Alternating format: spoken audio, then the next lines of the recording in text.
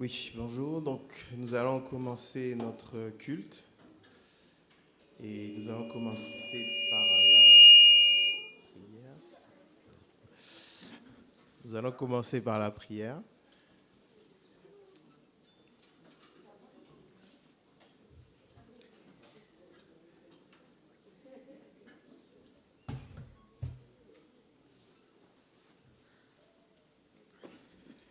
Seigneur éternel, Dieu Tout-Puissant, nous sommes tous assemblés, Seigneur, en ce jour. Aujourd'hui, il y a beaucoup de réjouissance, Seigneur. Et nous voulons nous réjouir, Seigneur, autour de toi, Seigneur. Nous voulons nous réjouir, Seigneur, autour de ta personne, Seigneur mon Dieu. Et c'est pour cela que nous sommes venus. C'est pour cela que nous nous connectons, Seigneur, aussi pour écouter, Seigneur, ce que tu as à dire. Et c'est nos cœurs, Seigneur, c'est nos pensées, nos esprits, Seigneur, que nous mobilisons, Seigneur, pour se concentrer sur toi. Sois glorifié, Père, au nom de Jésus. Amen. Alors, aujourd'hui, nous sommes le 24 décembre et vous le savez très bien, il y a toutes ces réjouissances et on voit beaucoup d'illuminations. Donc on passe au bord des routes, on voit des sapins qui sont ornés de guirlandes, des maisons qui sont décorées. Et toutes ces lumières, quand on les observe, quand on est attentif à toutes ces lumières, cela nous réjouit de voir toute cette beauté. On est content de voir, il y a un petit changement, ça égaie. Mais nous, notre véritable lumière qui nous réjouit, qui nous égaie, c'est la lumière qu'apporte le Seigneur, la lumière qu'est le Seigneur. Et je vous invite à lire déjà le passage de Ésaïe, chapitre 8, les versets 23 et le chapitre 9, le verset 1.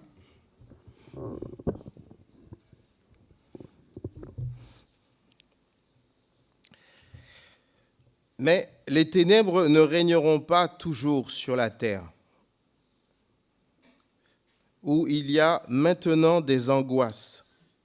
Si les temps passés ont couvert d'opprobre le pays de Zabulon et le pays de Nephtali, les temps à venir couvriront de gloire la contrée voisine de la mer au-delà du Jourdain, le territoire des gentils. Le peuple qui marchait dans les ténèbres voit une grande lumière sur ceux qui habitaient le pays de l'ombre de la mort. Une lumière resplendit. Nous connaissons ce passage. Nous savons que c'est l'accomplissement d'une prophétie. Et en Matthieu chapitre 4, on voit que cette prophétie s'est accomplie en la personne de Jésus. Quand Jésus s'est présenté à Capernaüm, la prophétie a vu le jour. C'est cette lumière qu'on voyait dans ce milieu ténébreux, cette lumière qu'est le Seigneur, cette lumière qu'apporte le Seigneur. Oui, le Seigneur est cette lumière qui nous donne la paix, qui nous donne la joie, la tranquillité. Oui, c'est lui la véritable lumière. Les lumières que nous voyons nous apportent une joie éphémère. Mais lui, quand nous nous tournons vers lui, il nous apporte la vraie paix, la vraie joie, la vraie tranquillité. Et c'est là notre raison de nous tourner vers lui, notre raison de l'adorer, parce qu'il, lui, il nous éclaire. Et nous pouvons être aussi le reflet de cette lumière. Je vous invite donc à chanter deux chants. Donc c'est Seigneur par la clarté et Lumière du monde. Donc c'est deux chants qui nous parlent de lui. Donc concentrons-nous sur sa personne lumineuse.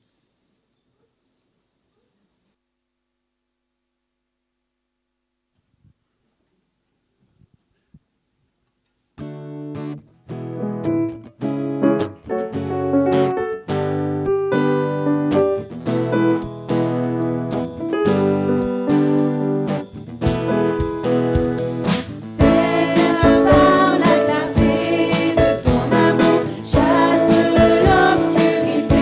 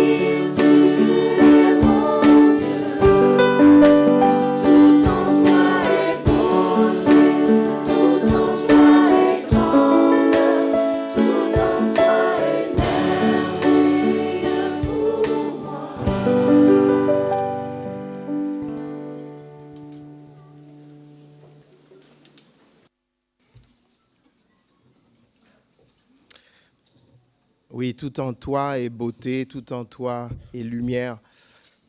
Nous sommes bien ici rassemblés autour de notre Seigneur. Nous voulons adorer qui il est. Et qui il est, c'est un petit peu ce qu'on va continuer à voir. Il est notre lumière, il est celui qui illumine nos vies, il nous apporte cette lumière dans nos ténèbres. Nous sommes des fois peut-être dans diverses angoisses, divers problèmes, mais lui, il nous apporte cette lumière et réjouit nos cœurs. Il est aussi le roi, comme on l'a dit, on l'a chanté dans le passage, dans les chants. Et je vous invite à lire Luc chapitre 1, versets 31 à 33.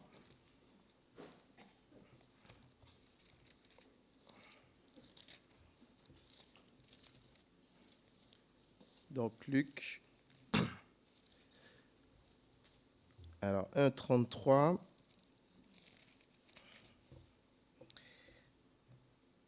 Alors, si on peut lire le 31, oui, c'est ce que j'ai dit, d'accord.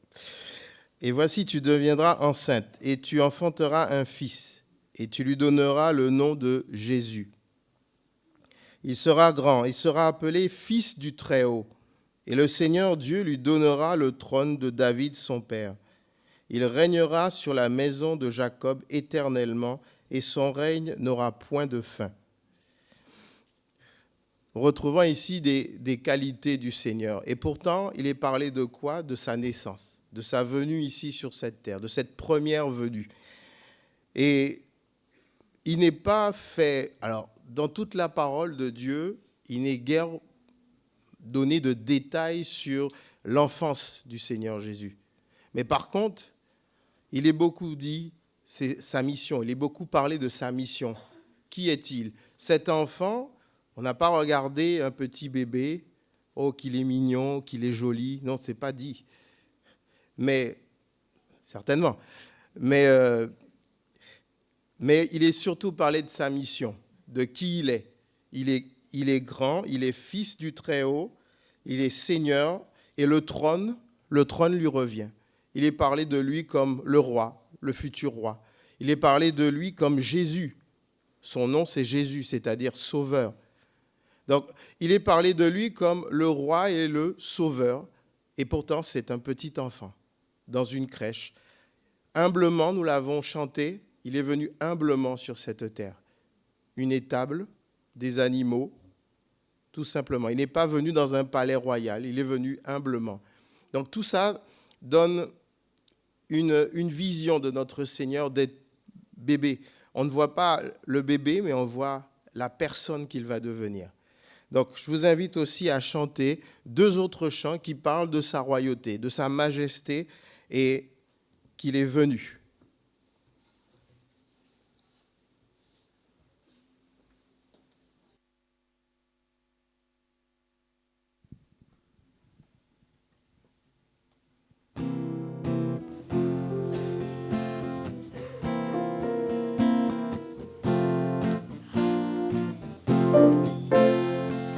Majesté, à lui la majesté.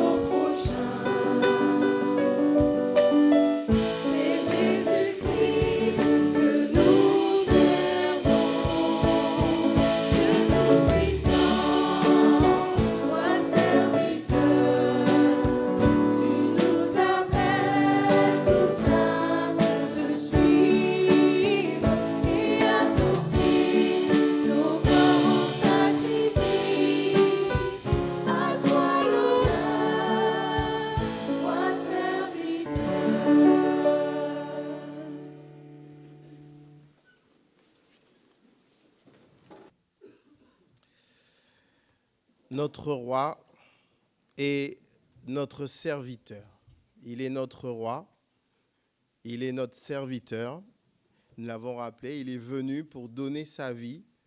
Et nous avons aussi montré, vu par les textes, qu'il est la lumière, cette lumière qui vient éclairer nos ténèbres. Il est venu pour nous, il est venu vers nous, il est venu pour que nous soyons aussi des serviteurs, nous l'avons chanté, pour que nous puissions suivre son exemple, apporter aussi le sacrifice de nos vies envers nos frères et sœurs, par amour pour eux. Et nous voulons montrer en chantant notre reconnaissance pour ce Seigneur plein d'amour, ce Seigneur qui nous aime et qui n'a pas hésité à donner sa vie pour nous. Nous allons chanter encore 2 autres chants pour montrer à quel point nous l'aimons, à quel point nous sommes fiers d'avoir un grand frère, un grand Dieu, un grand serviteur. Et nous allons continuer à l'adorer en prenant 2 autres chants avant la scène. Et c'est Jésus, c'est le plus beau nom. Et quel sauveur nous avons. Chantons tous ensemble de tout notre cœur.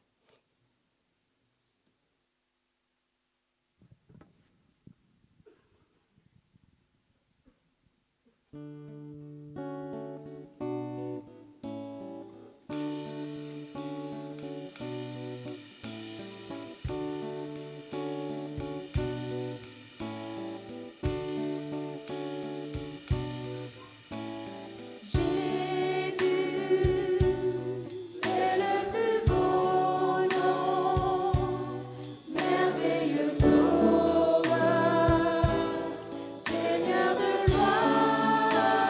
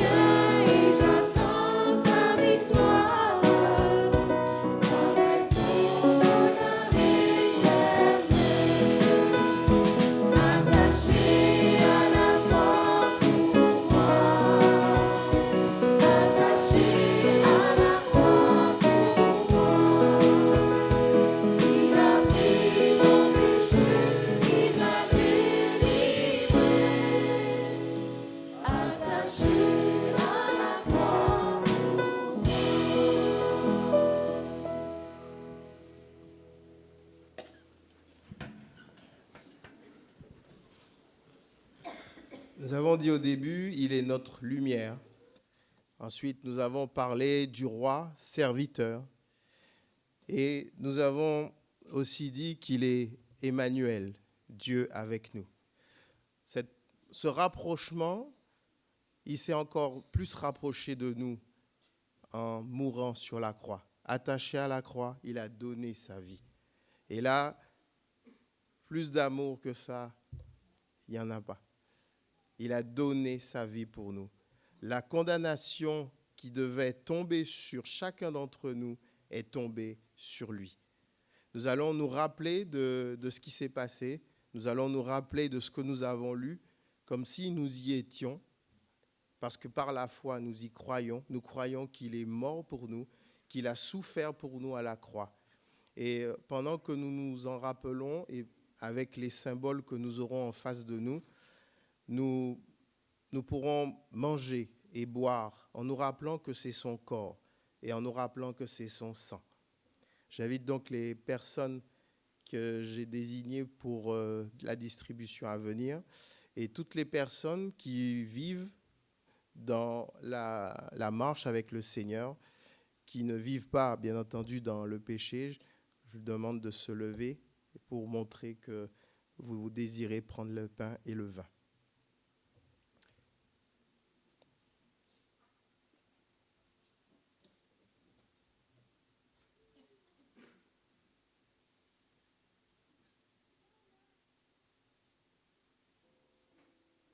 Pour ce pain et ce vin, ce symbole, Seigneur, que tu nous as donné et qui nous permet de se souvenir de toi, Seigneur.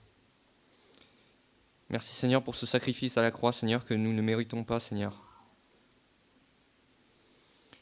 Merci, Seigneur, car on peut se souvenir de toi par ce symbole et que tu es toujours là à ne pas nous oublier, Seigneur. Alors fais que nous ne t'oublions pas non plus, Seigneur, et que on te chérisse et qu'on te garde dans nos cœurs, Seigneur, et pour obéir à tes commandements, Seigneur. Sois béni, Seigneur, et merci pour ton sacrifice à la croix, Seigneur, pour ce pain qui nous est donné, Seigneur. Merci. Amen. Prenons le pain.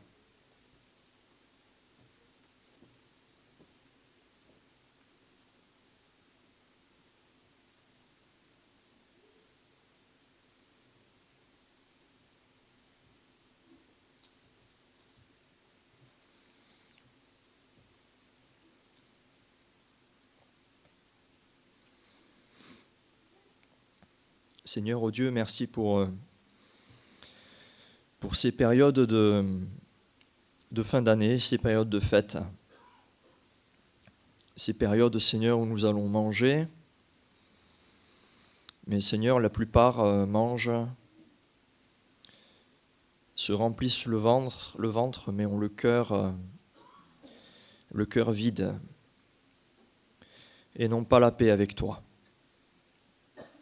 Et Seigneur, oh Dieu, ce matin, bien nous prenons ce repas pour nous souvenir de celui qui s'est donné pour nous, de celui qui s'est donné pour des impies, pour ceux qui étaient coupables, qui s'est donné et qui a versé son sang pour nous racheter et pour nous offrir la paix avec toi. Nous nous souvenons de Jésus-Christ qui a versé son sang pour nous. Nous l'avons rappelé, il a été attaché à la croix pour nous. Et c'est par lui, ô Dieu, que nous sommes réconciliés avec toi. C'est un cadeau sans mérite, mais un cadeau que tu nous demandes, un cadeau que tu nous proposes de recevoir. Et Seigneur, nous savons qu'un jour, nous te verrons. Et Seigneur, cette mort qu'avant nous redoutions, eh bien Seigneur, ô Dieu, eh bien tu l'as anéanti. Tu as anéanti la mort à la croix et Seigneur, un jour nous te verrons dans ta gloire. Et cela à cause du sang de Jésus-Christ versé pour nous. Seigneur, merci pour ce sang qui lave nos péchés. Merci pour ce sang qui nous a réconciliés avec toi. Au nom de Jésus-Christ. Amen.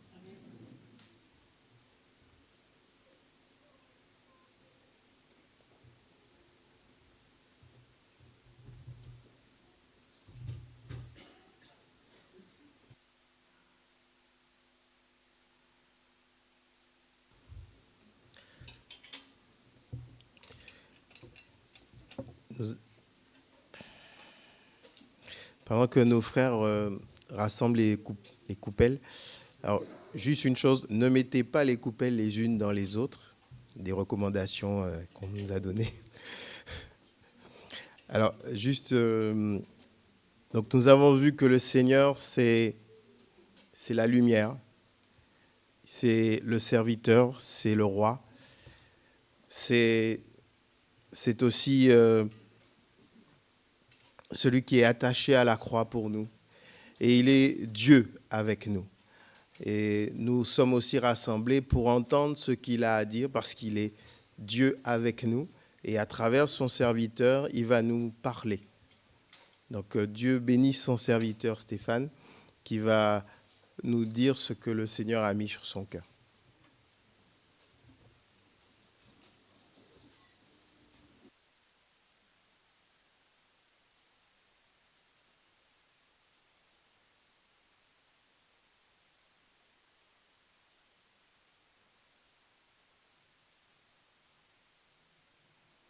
Bonjour à tous.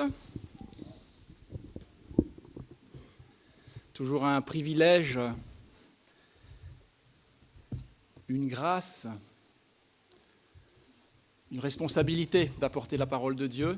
Alors on va prier pour demander la direction et l'illumination du Saint-Esprit. Prions. Seigneur notre Dieu, nous te rendons grâce parce que nous sommes venus là ce matin pour t'apporter la louange et l'adoration qui t'est due.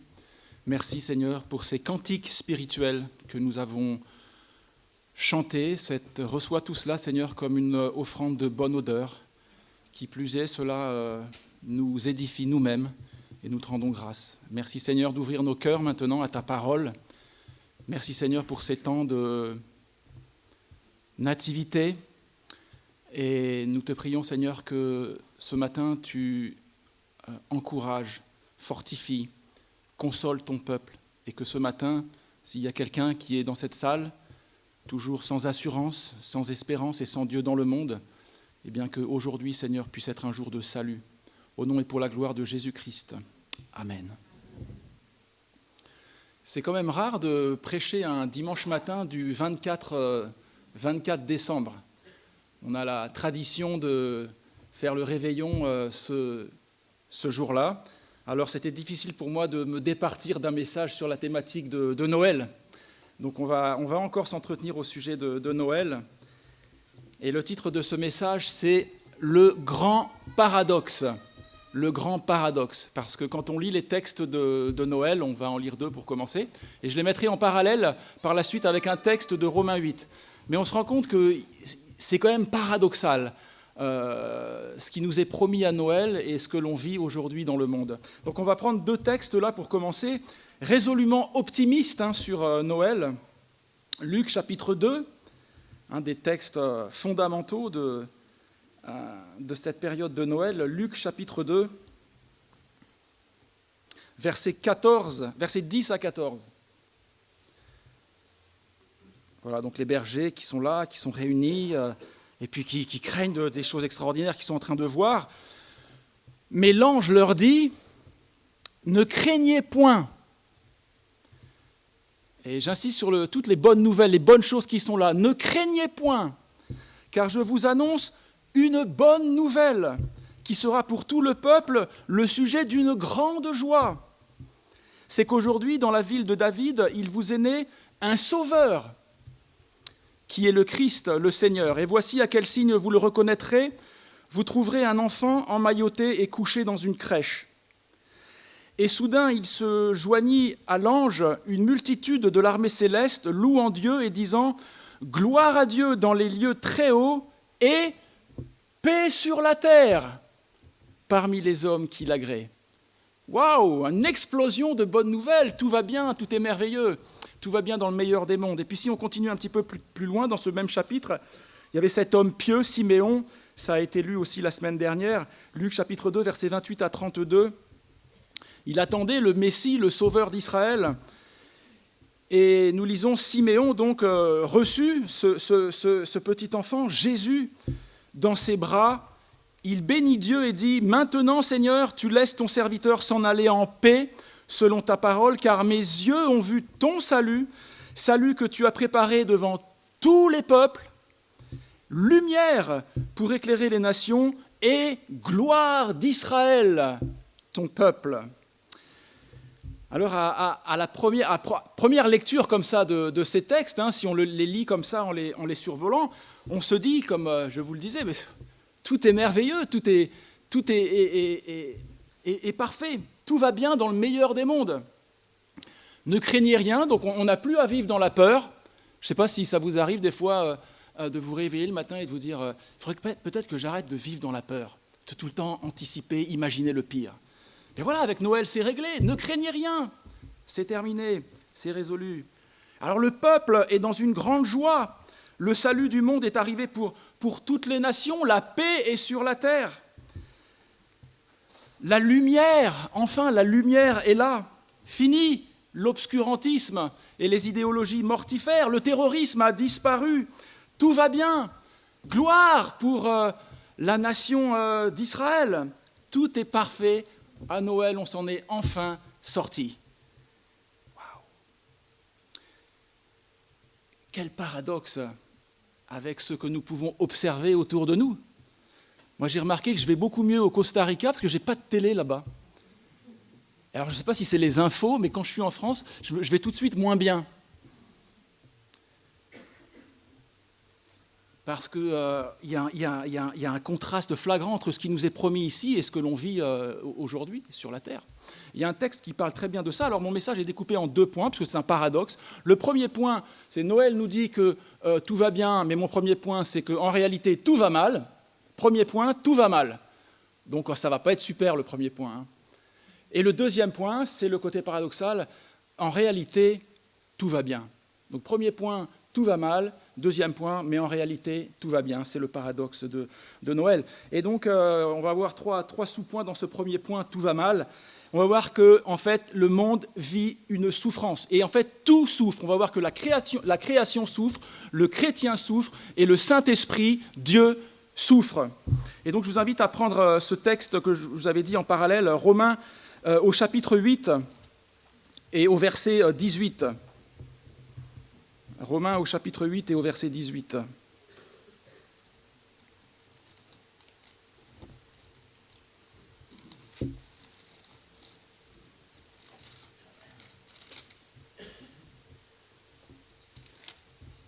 Voilà. Donc nous y lisons ceci. Alors là, c'est le premier sous-point, petit a, si vous voulez. On va voir que la création souffre. La création tout entière souffre. J'estime, dit l'apôtre Paul, que les souffrances du temps présent ne sauraient être comparées à la gloire à venir qui sera révélée pour nous. Aussi, la création attend-elle avec un ardent désir la révélation des fils de Dieu. Car la création a été soumise à la vanité, non de son gré, mais à cause de celui qui l'y a soumise, avec l'espérance qu'elle aussi sera affranchie de la servitude de la corruption pour avoir part à la liberté de la gloire des enfants de Dieu.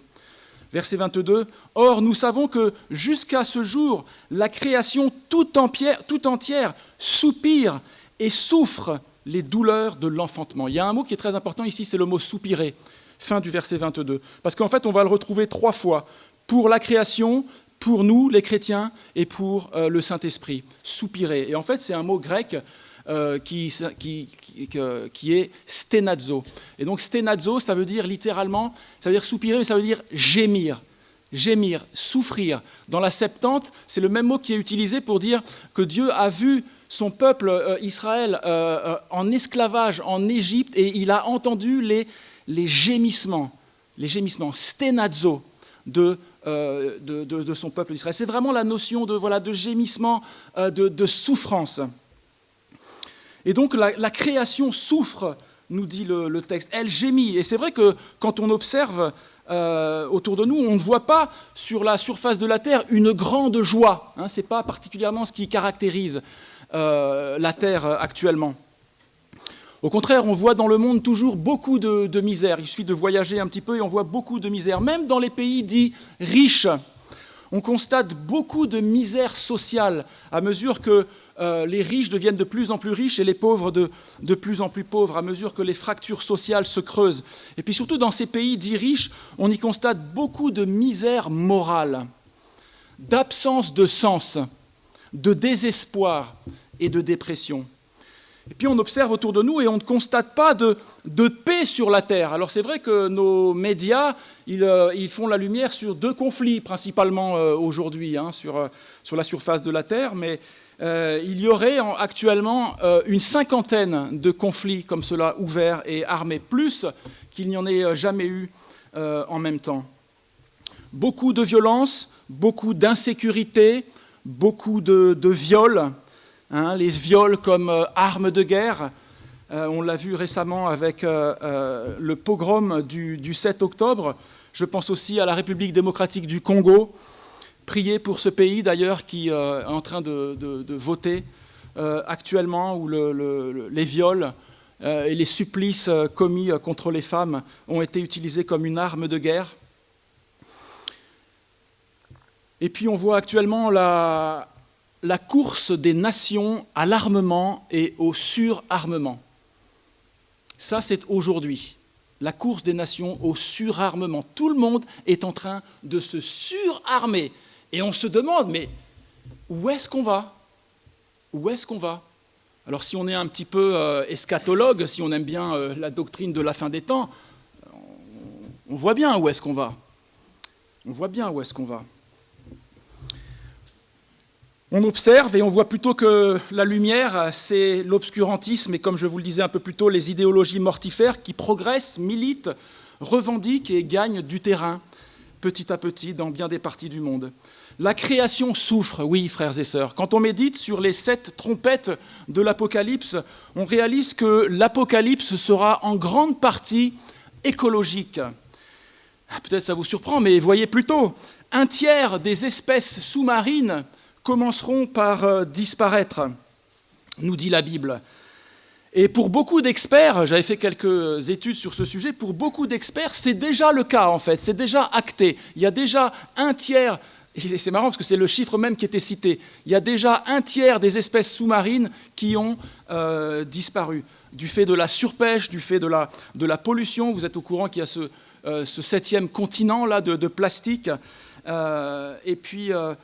donc voilà, c'est déjà le cas. Et tout cela, quand on lit le livre de l'Apocalypse, ce n'est que le commencement des réjouissances. Alors est-ce que ces processus seront liés à des cataclysmes ou alors aux activités humaines ? Si vous êtes eschatologue, vous avez certainement votre avis sur la question et je ne voudrais pas vous perturber dans vos convictions. On voit aussi dans les 7 trompettes que les sources d'eau, les rivières et les fleuves seront complètement souillés. Et on peut dire là encore que le processus est déjà bien entamé. La création souffre. On y voit aussi dans ces 7 trompettes et dans ces coupes de la colère de Dieu que le grand fleuve, l'Euphrate, finira par s'assécher complètement. Voilà, ça c'est encore de l'écologie. Le fleuve, l'Euphrate, est déjà en train de s'assécher complètement. Et la Bible nous dit que ce sera c'est dans la volonté divine, ce sera pour laisser passer les rois qui viendront de l'est de l'Euphrate pour venir assiéger et attaquer Israël. Alors l'Euphrate est déjà bien asséché, notamment du fait de la construction de nombreux barrages par la Turquie, et puis de la raréfaction des précipitations, ce qui met la Syrie et l'Irak en grande souffrance, au point qu'on parle de guerre de l'eau dans la zone. Et puis on pourrait continuer, on nous parle de réchauffement climatique, alors il y a des idéologues d'un côté, des idéologues de l'autre côté. Moi j'écoute surtout la parole de Dieu qui nous dit que dans la première trompette, que le tiers de la terre fut brûlé, le tiers des arbres et toute herbe verte. Donc c'est vrai qu'on voit aujourd'hui qu'il y a une déforestation sans précédent qui contribue à l'avancée des terres désertiques. Et puis une coupe qu'on pourrait mettre en parallèle, les hommes furent brûlés par une grande chaleur et ils blasphémèrent le nom de Dieu qui a autorité sur ces fléaux et ils ne se repentirent pas pour lui donner gloire. C'est toute la création qui souffre, frères et sœurs. C'est ce qu'on est en train de vivre. Et la création, elle attend, elle est dans l'attente. Nous aussi, on est dans l'attente de la révélation des fils de Dieu. C'est-à-dire, on est dans l'attente du retour en gloire de ce petit bébé qui est devenu un homme, comme on l'a vu, qui est mort sur la croix pour nous, qui est ressuscité, et il va venir pour rétablir sa justice parfaite. Et à ce moment-là, ce que nous sommes, que les gens ne voient pas, les gens autour de nous nous prennent peut-être pour des farfelus ou des illuminés, mais à ce moment-là, ça sera révélé, et nous serons révélés comme étant les fils et les filles du Dieu très haut. Et en attendant, eh bien, voilà, on est dans cette attente douloureuse. Ma femme est enceinte, elle est à 7 mois et demi, et le verset 22 de ce chapitre nous parle des douleurs de l'enfantement. Et c'est ce que nous sommes en train de vivre, les douleurs de l'enfantement. Une femme qui accouche, j'ai assisté à l'accouchement de ma femme pour notre premier enfant, et c'est vrai qu'on est dans un état là d'attente, on attend les premières contractions, et puis plus ça va et plus la crispation monte, jusqu'au point où on arrive à un état de crise intense, sans précédent. À un moment donné, je ne sais pas si on parle trop de ça normalement, mais pour ne pas effrayer les jeunes femmes qui ne sont pas encore enceintes, à un moment donné, j'ai même cru que j'allais perdre ma femme, moi. J'ai dit, oh là là, même quand le bébé est sorti, je lui en voulais au bébé. Je dis, ouais, quand même, t'as mis Johanna dans un tel état. Un état de crise intense, insupportable, et puis qui, en une fraction de seconde, une explosion de joie. Une explosion de joie et de bonheur qui n'est même pas descriptible. En fait, tout va mal, mais en réalité, tout va bien. C'est juste une question de perspective. Deuxième, petit b, le chrétien souffre, Romains chapitre 8, verset 23.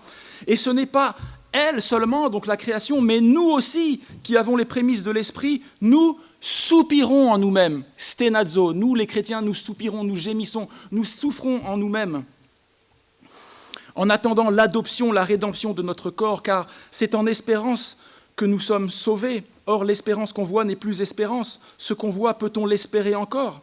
Mais si nous espérons ce que nous ne voyons pas, nous l'attendons avec persévérance. Vous voyez toujours cette notion de perspective. Oui, on souffre, mais on attend quelque chose avec persévérance.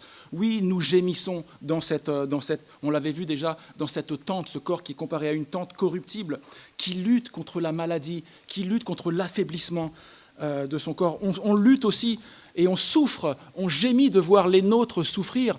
Je vous l'ai déjà dit, mais ma maman est décédée d'une rechute d'un myélome multiple. Et après la rechute, ça a été 2 ans de calvaire et on souffre de voir nos proches qui souffrent. Parfois, ça peut être votre conjoint ou vos enfants, mais on souffre de cela. Le chrétien souffre de voir le désintérêt des siens à l'égard des choses de Dieu. J'espère que ce soir, vous allez pouvoir fêter Noël en famille et puis que vous allez pouvoir passer un Noël chrétien. Mais pour beaucoup de chrétiens, Noël en famille, il n'y a rien de chrétien et ça les fait souffrir parce qu'il n'y a pas de sens. Le chrétien souffre aussi parce que sa foi et le témoignage qu'il rend de sa foi lui fait parfois subir les moqueries, les calomnies, les médisances, la persécution en fonction même des pays desquels on vient, le bannissement. Et le chrétien souffre, gémit. Et puis le chrétien aussi, il est encore dans cette lutte, alors avec toute l'assistance du Saint-Esprit qui fait l'œuvre en nous, mais dans cette lutte contre le péché, contre l'orgueil. Je prie souvent que Dieu continue à briser mon orgueil, parce que s'il y avait des championnats du monde d'orgueil, moi je viserais le podium. Et je prie régulièrement que Dieu brise mon orgueil, mais à chaque fois qu'il brise notre orgueil, ça fait mal. Ça fait mal. Et quand on croit que c'est fini, ben non, c'est pas fini, il y en a encore. Ils sont cachés partout dans les moindres pores de notre peau, de nos motivations. Et ce que j'aime, c'est le verset 18 du texte là qui dit « J'estime que ces souffrances, que ce soit les souffrances de la création ou les souffrances du chrétien, les souffrances du temps présent, ne sauraient être comparées à la gloire à venir qui sera révélée pour nous. » Oui, la souffrance est là. Nous ne sommes pas encore au ciel. Nous ne sommes pas encore rentrés dans la guérison éternelle promise par le Seigneur Jésus-Christ. En attendant de ce moment glorieux, Jésus est venu en tant que Messie pour montrer qu'il était celui qui apporterait la guérison éternelle. Alors oui, il a guéri miraculeusement. Pour prouver qu'il était vraiment ressuscité, c'est par le Saint-Esprit qui était en lui que les disciples faisaient ces mêmes miracles de guérison. pour attester qu'il était vraiment celui qui devait venir et qui devait apporter cette guérison éternelle. Et on va bientôt rentrer dans cette guérison éternelle où il n'y aura plus ni deuil, ni larmes, ni souffrance. Il essuiera toutes les larmes de nos yeux, mais ces choses sont encore à venir. On est toujours dans cette attente et en attendant, on souffre. Mais ces souffrances, nous dit le texte, elles ont une immense valeur. S'il y en a qui aiment l'économie, ils pourraient parler de retour sur investissement. On investit dans d'énormes souffrances et on récolte un poids éternel de gloire. Toutes ces souffrances que l'on vit aujourd'hui, que l'on supporte, que l'on endure dans la confiance, dans la foi en Dieu, elles produisent pour nous, au-delà de toute mesure, un poids éternel de gloire. L'apôtre Paul disait qu'il parlait, lui, des légères afflictions du temps présent. Pourtant, l'apôtre Paul, vous connaissez sa vie. Ces légères afflictions, il était frappé de 40 coups de bâton moins 1. Est-ce que quelqu'un s'est déjà fait frapper de 40 coups de bâton moins 1 ? Okay. Est-ce que quelqu'un a été lapidé à coups de pierre et laissé pour mort dans une ville ? Non. Paul, lui, c'était son quotidien, exposé à des jeûnes multipliés, pareil à la moquerie, tout le temps pourchassé. Et lui, il appelait ça les légères afflictions du temps présent. Ce n'est pas que c'était des légères afflictions, mais comparé à la gloire qui lui est réservée, qui nous est réservée, eh bien, je vous lis là 2 Corinthiens chapitre 4, versets 16 à 18. Paul dit toujours « Nous ne perdons pas courage. Et lors même que notre homme extérieur se détruit, notre homme intérieur se renouvelle de jour en jour. Car nos légères afflictions du moment présent produisent pour nous, au-delà de toute mesure, un poids éternel de gloire, parce que nous regardons non point aux choses visibles, mais à celles qui sont invisibles, car les choses visibles sont passagères, et les invisibles sont éternels. Waouh, ça c'est la consolation. En fait, tout va mal pour le chrétien aussi, mais en réalité, tout va bien parce qu'on est entre les mains de ce grand Dieu. Troisième petit C, avant d'accorder le second point, le Saint-Esprit souffre, soupire, gémit. Romains 8, versets 26-27.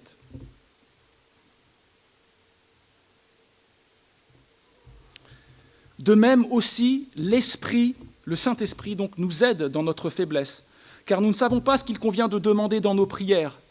Mais l'Esprit lui-même intercède par des soupirs. Sténa, alors là c'est le nom sténagos, je crois, enfin c'est la même racine, sténazo, sténagos, soupir, gémir, souffrir. Le Saint-Esprit, Dieu, souffre, gémit avec nous. Frères et sœurs, par des soupirs inexprimables. Et celui qui sonde les cœurs connaît la pensée de l'Esprit, parce que c'est selon Dieu qu'il intercède en faveur des saints.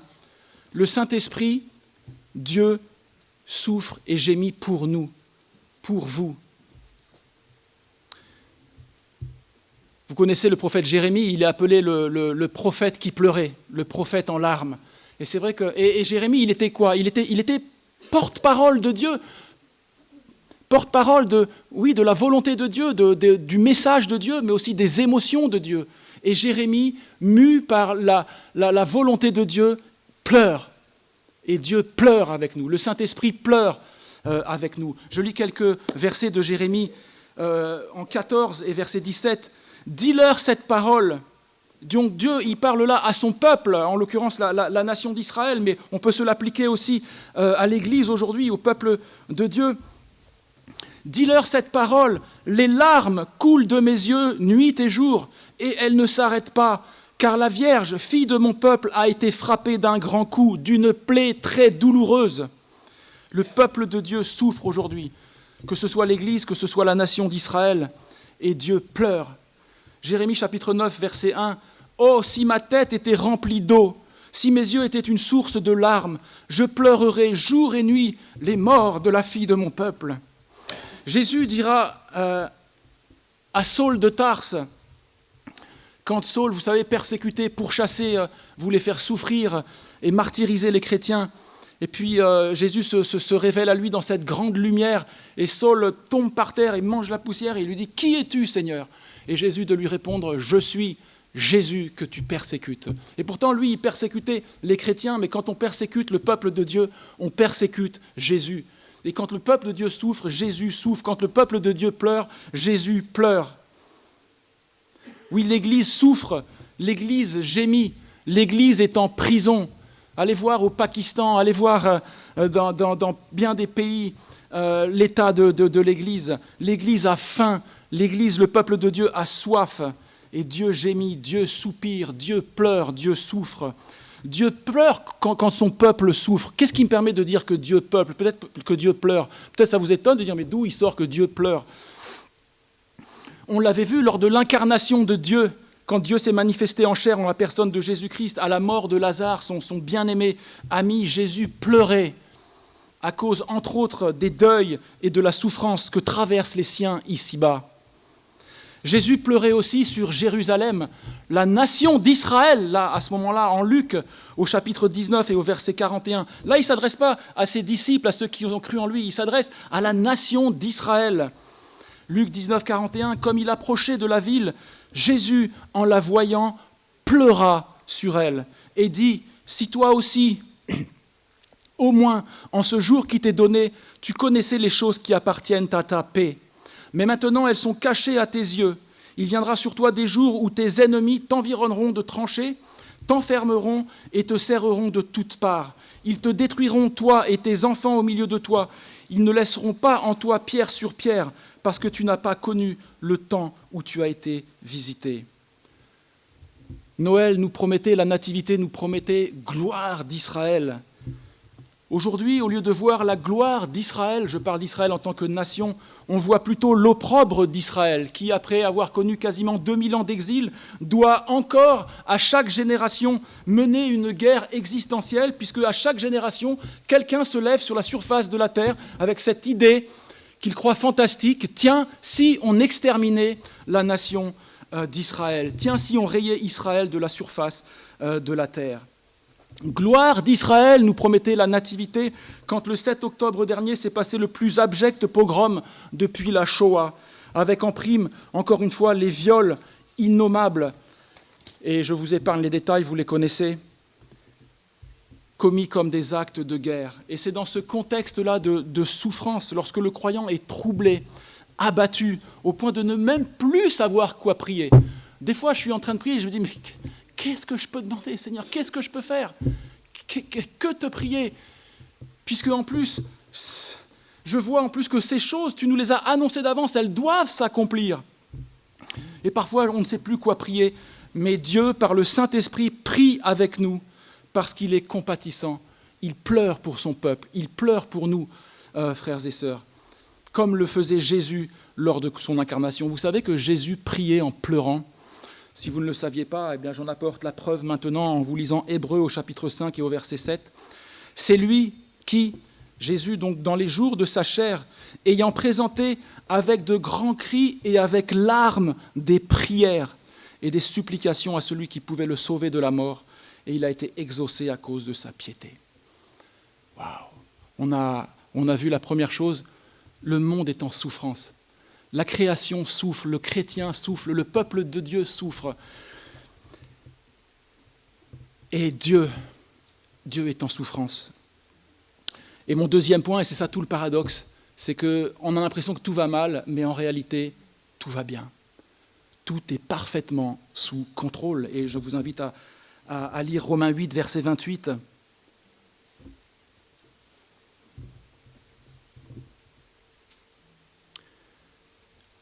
Nous savons. Quand on sait quelque chose, ça impacte sur notre façon de vivre, d'appréhender les événements. Nous savons, du reste, que toute chose concourt au bien de ceux qui aiment Dieu. Ah, il y a une précision là, de ceux qui aiment Dieu. Comme c'était écrit au début, paix sur la terre parmi les hommes qui l'agréent, parmi les hommes de bienveillance. Bienveillance parmi les hommes. Et donc, toute chose concourt non pas au mal, mais toute chose concourt au bien. En fait, tout va mal, mais en réalité, tout va bien. Et c'est ça la différence entre le chrétien et celui qui ne connaît pas ce sauveur du monde. Tout concourt au bien de ceux qui aiment Dieu, de ceux qui sont appelés selon son dessein. Car ceux qu'il a connus d'avance, il les a aussi prédestinés à être semblables à l'image de son Fils, afin que son Fils fût le premier-né entre plusieurs frères. Et ceux qu'il a prédestinés, il les a aussi appelés. Et ceux qu'il a appelés, il les a aussi justifiés. Et ceux qu'il a justifiés, il les a aussi glorifiés. Que dirons-nous donc à l'égard de ces choses? Si Dieu est pour nous, qui sera contre nous? Et là, dans ce texte, on est comme si on prenait de la hauteur et on survolait la situation ici-bas, et on voit que Dieu est parfaitement sous contrôle. Il a prévu le début, la fin dans la gloire, il a prévu le mal, les souffrances et tout ça, mais finalement, tout cela pour concourir à notre bien. Il y a là, au travers de tout ce qu'on est en train de vivre, une équation parfaite qu'on ne comprend pas, mais qui est pourtant la vérité. Quand j'étais petit, je regardais des chiffres et des lettres.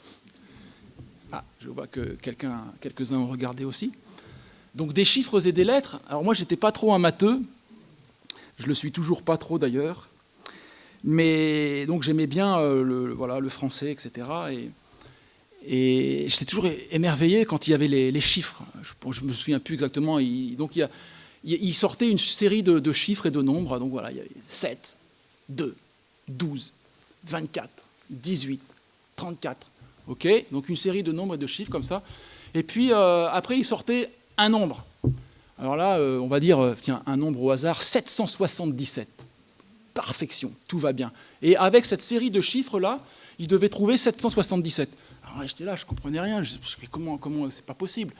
Et en fait, ils arrivaient à trouver l'équation parfaite pour pouvoir arriver à trouver le chiffre qu'il fallait trouver, quoi.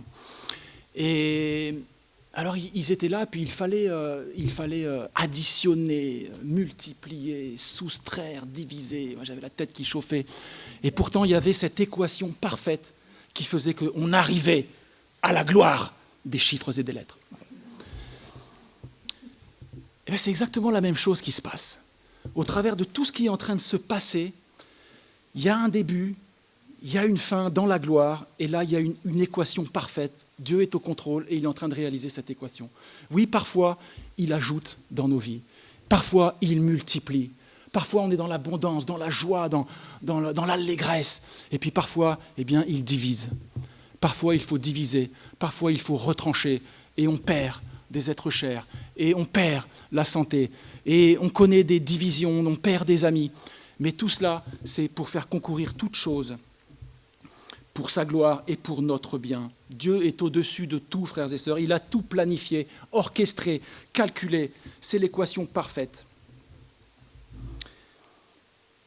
Il a un plan parfait pour ceux qui l'aiment, pour ceux qui aiment Dieu, c'est-à-dire parmi les hommes qui l'agréent. Et c'est pour cela qu'il y avait toutes ces paroles d'espérance à Noël. Est-ce que vous aimez Dieu ce matin? J'espère que vous aimez tous Dieu ce matin. Et ce qui est merveilleux, c'est que toutes ces choses qu'on a lues dans les textes du départ, en fait, on a l'impression que c'est une arnaque, Noël, parce que tout va mal. Mais en réalité, toutes ces choses, elles étaient à saisir personnellement. Et j'espère que vous les avez saisies personnellement. Et si vous ne l'avez pas fait, eh bien, c'est une invitation encore ce matin à saisir toutes ces réalités de Noël personnellement. La lumière pour éclairer la nation, c'est quelque chose que l'on reçoit personnellement. On était dans les ténèbres. Moi, avant de me tourner vers le Seigneur, j'étais dans les ténèbres. Je ne savais pas d'où je venais et je ne savais pas où j'allais. J'avais peur de la mort. Je me demandais ce qui allait se passer pour moi après la mort. J'étais dans les ténèbres. Quand on ne sait pas d'où on vient ni où on va, on est dans les ténèbres spirituelles. Quand je me suis tourné vers Jésus, j'ai compris que Dieu était mon Père, qu'il m'avait créé, qu'il m'avait tissé avec un dessein bienveillant dans le ventre de ma mère, qu'il m'avait prédestiné de toute éternité. Et la vie prend du sens. Je lui ai demandé pardon pour tous mes péchés, pour tout le mal que j'avais fait. Et il m'a donné la vie éternelle à cause du sacrifice de Jésus-Christ. Ça veut dire que je sais où je vais. Je sais que je suis sauvé. Est-ce que vous savez ce matin si vous êtes sauvé ou non? Si vous ne savez pas si vous êtes sauvé, si vous avez la vie éternelle, c'est que vous êtes toujours dans les ténèbres. Et Jésus veut vous apporter cette lumière. Il est mort pour vos péchés. Et par la repentance et la foi, eh bien, il veut que vous vous tourniez vers lui et que vous saisissiez le pardon de vos péchés et la vie éternelle. Quand les gens écoutaient ce merveilleux message, que ce soit dans le livre des Actes des Apôtres au chapitre 2, ils écoutaient la prédication de Pierre à la Pentecôte et ils disaient « Hommes frères, que ferons-nous » Et Pierre leur disait « Repentez-vous et que chacun de vous soit baptisé. » et vous recevrez bien par cette foi salvatrice le pardon de vos péchés et la vie éternelle. Repentez-vous, ça veut dire si vous ne l'avez jamais fait, venez me voir à la fin, venez voir un des anciens de l'Église ou rentrez chez vous, fermez la porte de votre chambre, mettez-vous à genoux devant Dieu, dites-lui pardon Seigneur pour tout le mal que j'ai fait. Aujourd'hui je veux te recevoir, croire en toi et te recevoir ce faisant comme mon Seigneur et mon Sauveur. Et après, en faisant cela, vous allez recevoir la paix. Quand j'ai compris que j'étais sauvé, c'est comme si j'avais déposé mes bagages, mes fardeaux, et bam, je suis sauvé, j'ai la vie éternelle. Peu importe ce qui m'arrive, je sais que ma route est la gloire et le paradis de Dieu. Et puis il nous était promis, ne craignez point. On n'a plus rien à craindre. On n'a plus à craindre la mort, puisque notre avenir éternel est assuré. Et c'est ça la promesse de Noël. Oui, même au milieu de toutes les souffrances, tout va bien. Avant de conclure, je soulève un dernier petit détail qui était écrit dans les textes fondamentaux de Noël que l'on a lus au début. Gloire d'Israël.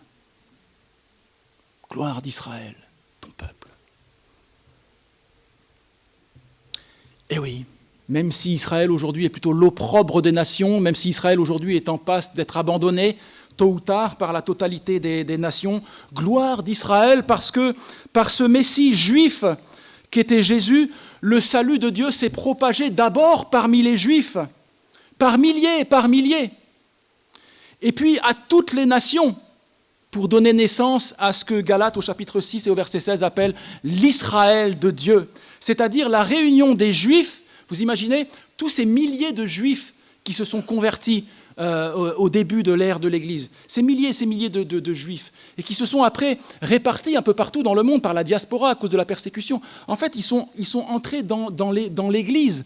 Et vous imaginez aujourd'hui, en termes de généalogie, la descendance que ces Juifs ont eue et l'impact qu'ils ont dans l'Église. Aujourd'hui, l'Église, l'Israël de Dieu, pour reprendre Galates chapitre 6, verset 16, eh bien, c'est la réunion des Juifs et des non-Juifs en un seul corps, qui est l'Église. Je vous cite Éphésiens 2, verset 14. Lui, donc Dieu qui des deux, Israël et les nations, les païens, lui qui des deux n'en a fait qu'un et qui a renversé le mur de séparation, l'inimitié.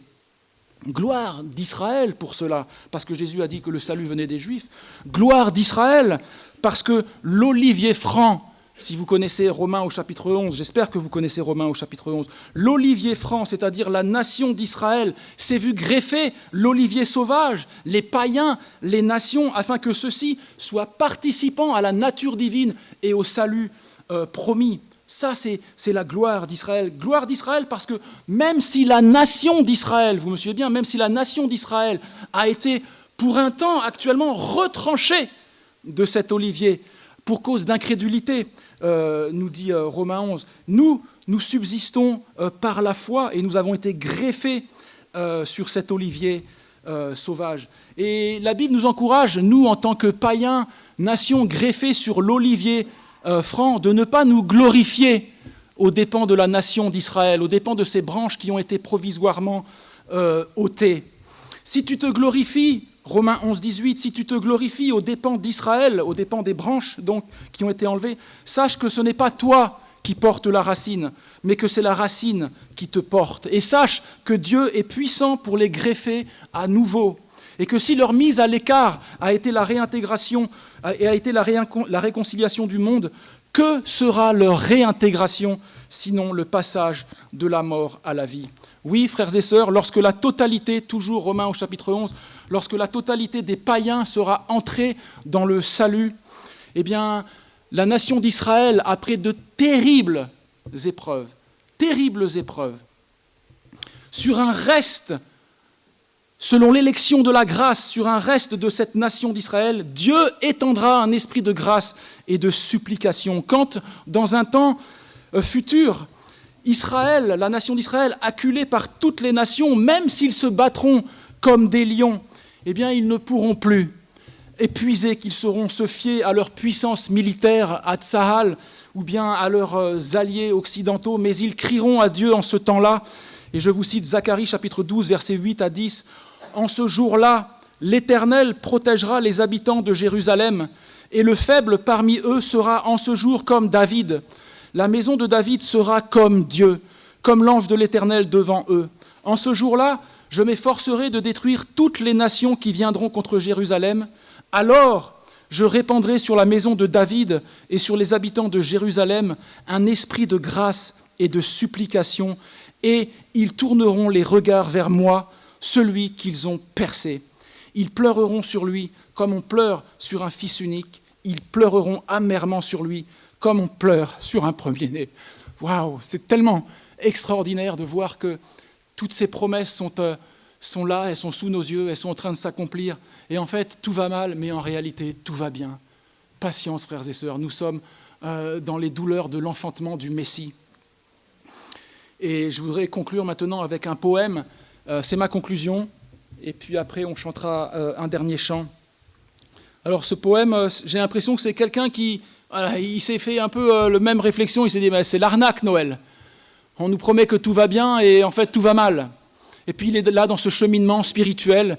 Et puis je vous invite à écouter, à tendre l'oreille. Il commence en colère. Qu'as-tu changé, Noël, pour que la fête soit belle ? Qu'as-tu changé, Jésus, pour qu'on chante ta venue ? Comment veux-tu qu'on fête sur cette terre de misère ? Comment veux-tu qu'on chante les pieds dans la galère ? Des enfants que l'on tue, j'ai cru en voir encore, et des parents qui pleurent, même si Hérode est mort. Des peuples qu'on opprime, des traitements inhumains, ça recommence toujours avec d'autres Romains. Des familles, des Joseph, qui paniquent totalement, des jeunes Marie enceintes, j'en vois encore tellement. Et des bergers trop pauvres, des problèmes de logement, et des gens sur la paille, ça se passe maintenant. Je vais aller moi-même dénoncer ce désordre. Noël n'a rien changé, et j'ai envie de mordre. La terre tourne si mal, j'en ai mal à la tête. On devrait interdire de vouloir faire la fête. Je me suis mis en route, mon sac plein de colère, pour dire 2 mots aux mages et leur étoile polaire, pour passer un savon au berger tout sourire et dire à ce bébé qu'il n'y a pas de quoi rire. J'ai mis un peu de temps pour arriver là-bas, et moi qui pensais prendre un bébé dans les bras, c'est un grand charpentier qui est venu m'ouvrir. Ses mains étaient percées, il avait dû souffrir. Il m'a pris dans ses bras pour pleurer avec moi sur un monde assez dur pour fabriquer des croix. J'aurais dû vite m'enfuir et ne rien écouter, mais je suis resté là, étonné, dérouté. La suite parlait d'un père qui m'aimait à mourir. C'est moi, plus que le monde, qu'il voulait conquérir. Et là, au fond de moi, comme au premier Noël, une lumière a brillé, mon Dieu, comme elle est belle. Qu'as-tu changé, Noël, pour que la fête soit belle ? Qu'as-tu changé, Jésus, pour qu'on chante ta venue ? Le monde est bien souffrant et il me fait pleurer, mais je me sens aimé, alors je vais chanter. Et je vous invite à chanter, frères et sœurs, un dernier cantique. Et pardonnez mes larmes, mais bon, j'arrive à les justifier parce que Dieu aussi, il pleure. Que Dieu vous bénisse.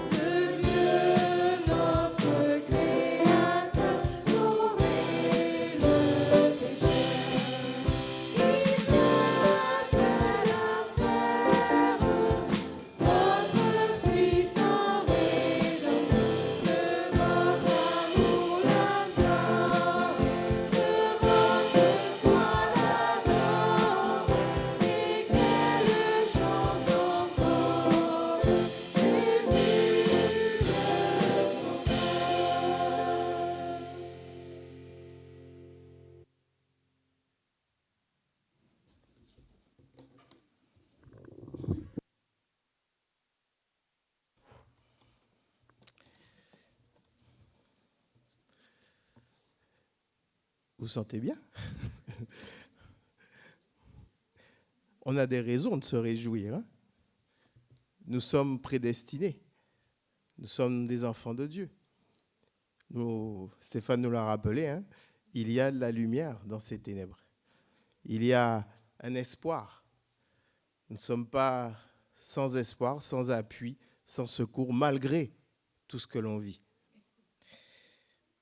J'avais un autre passage, un dernier. « Je suis la lumière du monde. Celui qui me suit ne marchera pas dans les ténèbres, mais il aura la lumière de la vie. » La lumière de la vie. Nous avons cet espoir. Nous allons dire à la prochaine fois à ceux qui nous écoutent sur les réseaux, sur Internet, et nous allons passer à un moment d'offrande.